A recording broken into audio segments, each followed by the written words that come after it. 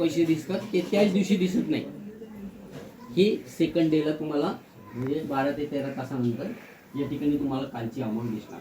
इथे तुमची मग आता माझी नाही आली. हां नाही आली ना, खायची. कालची पण नाही आली. 12 येईल, ते येईल. नाही, 13 तेव्हाची आली होती. तेव्हाची आली होती. पण आता दिसत नसेल ना, आता झिरो असतील ना. नाही, हां पैसे आहे. पैसे आहेत, पैसे तिथे असतात. पण 8 ते 10 दिवसानंतर ते पैसे कुठे जातात हे तुम्हाला मी आता दाखवतो. या ठिकाणी यायचं, सगळ्यांकडे हे आहे एज्युटेक ॲप आहे. वडिलांच्या लॉग इनमध्ये जायचं आणि या ठिकाणी तुम्हाला ते पैसे बघायला मिळतील. किंवा व्हॅलेटमध्ये तुम्हाला या ठिकाणी स्टुडंट लॉग इन जे आहे खाली सगळ्यात खाली काय दिसतं, स्टुडंट लॉग इन. तिथे तुम्ही जायचं, तुम्हाला वरती काहीच काम नाही, कारण वरती सगळं कन्फ्यूज एरिया आहे. तिथे तुम्ही घुसायचं नाही. या ठिकाणी तुमचा ऑर्डरना ॲपचा नंबर टाकायचा. उदाहरणार्थ आता ज्याचं मी तुम्हाला हे दाखवतो, तुझं सांग नंबर, कोणाचा पण सांग, काय?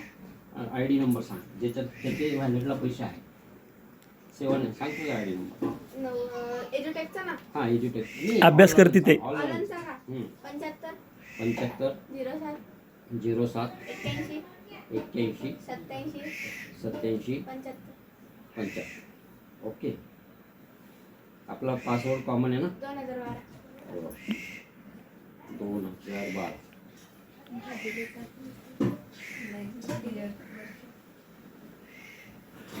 ते पासवर्ड तिकडं प्रायव्हसी म्हणून दाखवत नाही आहे तिकडं, प्रायव्हसी पासवर्डची. बरं ठीक आहे. तिथं तो प्रॉब्लेम येतो वाटतं. बरं आता या हां, आलं ते. पैसे दिसतात. तर जे तिकडे झिरो असेल तर घाबरायचं नाही, ती येऊन चेक करायची. इथं वर्षभर राहतात. पुढे तुमची बोर्डाची परीक्षा होणार आहे, तोपर्यंत तुम्ही विड्रॉल नाही केले हे पैसे इथेच राहणार. पण शक्यतो 1500 झाले की विड्रॉल करायची. ती विड्रॉलची सिस्टम कशी मी तुम्हाला दाखवतो. इथं वॉलेटला टच केलं की वर ॲड बँक दाखवलेलं आहे, तिथे वडिलाचा अकाउंट नंबर टाकायचा, KYC करून हे पैसे विड्रॉल करून घ्या. हे एकदा विड्रॉल झाले की दुसरे येऊन इथं थांबणार. तर यावेळेस कन्फ्यूज होण्यासारखं नाही. यांनी जॉईन केलं, ज्यांचे आतापर्यंत विड्रॉल झाले. आता हे 100 रुपये काय आहे, हे विड्रॉल झालेले मागच्या वर्षीचे XYZ व्यक्तीचे असतात, ते डिस्प्ले होतात इथं. ते मुद्दाम दाखवलं जातं की 100 पासून पुढे विड्रॉल करायचे. सगळे ते 25-30 विड्रॉल करायचे नाही. 100 मिनिमम आणि मॅक्झिमम तुम्ही जेवढे बी पैसे अर्न करणार, प्राईज मिळवणार, ती सगळी तुमची या ठिकाणी विड्रॉल करायची सिस्टम. त्याच्यानंतर पुढचा ऑप्शन आहे की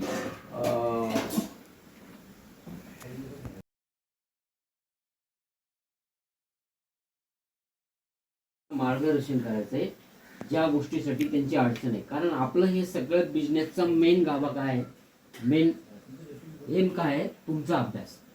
तर तुमचा अभ्यासच नाही झाला तर आम्हाला टीम बनवून लोक जमा करून काय उपयोग आहे का? नाही. आता आपण येऊ मेन ऑलरना ॲपचा जी सुरुवात आहे ती कशी करायची. ज्यावेळेस तुमची बुक्स येतात घरी, पहिली तर आता इथे कोणी नेटवर्कर नाही आहे, मी त्यांना थोडं वेगळं मार्गदर्शन केलं असतं, पण ते आपण नंतर बोलू.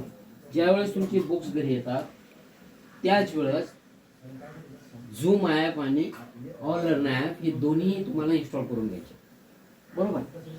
हे इन्स्टॉल केल्यानंतर या दोघांचा बी OTP व्हेरीफाय असतो. दोघांना पण झूम ॲपला तुम्हाला ईमेल ID व्हेरिफिकेशन असतं आणि झूम ॲपमध्ये भरपूर ॲप आहे. तर त्याच्यामध्ये वर्क प्लेस नावाचं जे ॲप आहे, झूम वर्क प्लेस, याला सिलेक्ट करायचं. बऱ्याच ठिकाणी बऱ्याच विद्यार्थ्यांच्या पॅरेंटच्या मोबाईलवरती 2-2, 3-3 टाईपची झूम असतात आणि मग ते काय करतात, ज्यावेळेस क्यूज चालू होती ना आपली, ते दुसरंच ओपन होतं आणि तुम्हाला जॉईन होता येत नाही. मग तुम्ही तिकडनं सांगता की मला तर झूम पण आहे, माझं सगळं आहे, पण हे माहिती नसतं सगळ्यांना. म्हणून झूम वर्क प्लेस हे ॲप पाहिजे. त्यानंतर ऑलरना ॲक्टिव्हचा जो मोबाईल नंबर तुम्ही त्याच्यात रजिस्टर केलेला आहे, ज्याच्यावरती तुमचा पासवर्ड आणि मोबाईल नंबर सेट आहे, मग तो पालकाचा असेल, आपला स्वतःचा असेल, किंवा आपण घरामध्ये कोणत्याही एका व्यक्तीचा जो नंबर टाकलेला आहे त्या नंबरवरच ते तुमचा ऑलरना ॲप ॲक्टिव्ह होतो. म्हणजे पहिली दिली, दुसरी दिली, चौथी दिली, 50 येऊ लागले, 30 येऊ लागले, 40 येऊ लागले, तर याची ट्रॅकिंग एका ठिकाणी असते. आणि ती ट्रॅकिंग ठेवण्यासाठी तुम्हाला इथं रँक दिलेली आहे. आता या ठिकाणी काय आहे, तिसरी रँक नंबर 1 बॅटर्स तिथे आली, इथे तुमचे किती दिलेले आहे. ती रँक तर त्या दिवसासाठी असते. पण नंबर ऑफ बर्डन्स काय असतं हे तुम्ही दिलेले आयटम्स केलेली परीक्षा. म्हणजे 5वी 6वी 7वी 100 झालं तर वर्षभरात जर याच्या 20 झाल्या तर इथे 20 येते. आणि हे पॉईंट्स आणि हे रँक चेंज होत राहतात, पॉईंट्स वाढत राहतात. रँक परत एखाद्या वेळेस हिची पहिली पण येते, रँक परत 40 रँकपासून आपलं असतं सगळं. तर एखाद्या वेळेस 35 नंबरची पण रँक नाही, 25ची बी राहील, 7ची पण राहील, 8ची राहील. त्या क्यूजसाठी कोणती रँक होती ती रँक आहे.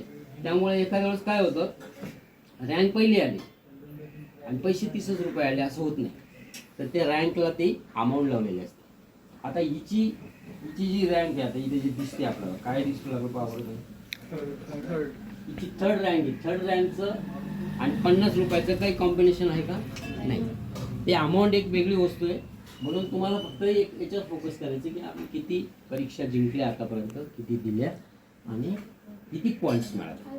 हे पॉईंट्स तुम्हाला सपोर्ट करतात. 90 पॉईंट्स तिला मिळालेले, पुढच्या वेळेस हे पॉईंट्स पैशासारखे वाढत जातील. म्हणजे एका विद्यार्थ्यांनी आता 1022 काहीतरी ते पॉईंट्स मिळवले तर त्याचं man of the certificate, winner of the match of the man येतं ना, तशा पद्धतीचं एक सर्टिफिकेट बनवलं गेलं. आणि ते पूर्ण ते सिस्टमच तुम्हाला ग्रुपवरती पाठवून देते. त्याच्यानंतर ही जी विड्रॉल अमाऊंट आहे, ही विड्रॉल अमाऊंट तुम्ही किती केली आतापर्यंत ही तुम्हाला इथे दिसते. आता इथे विड्रॉल 0 आहे अजूनपर्यंत, त्याच्यामुळे ही विड्रॉल अमाऊंट दिसेल आणि वॉलेटला किती बॅलन्स राहील. उदाहरणार्थ हे जर विड्रॉल केलं तर इथं बॅलन्स 0 होईल. म्हणजे हे सगळं तुम्ही वडिलांचे अकाउंट टाकून तुम्हाला ॲड करता येतो. इथं वरती सगळं सिस्टम आहे वॉलेटला गेलं की. आणि